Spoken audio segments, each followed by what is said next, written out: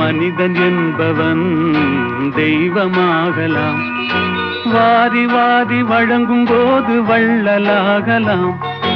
வாழை போல தன்னை தந்து தியாகியாகலாம். உருகியோடும் மெழுகு போல ஒளியை வீசலாம். மனிதன் என்பவன் தெய்வமாகலாம், தெய்வமாகலாம்.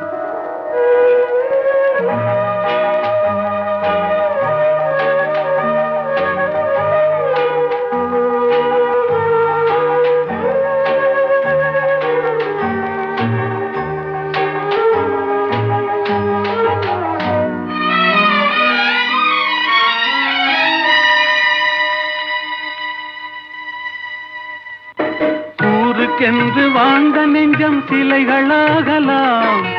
உறவுக்கென்று விரிந்த உள்ளம் மலர்களாகலாம்.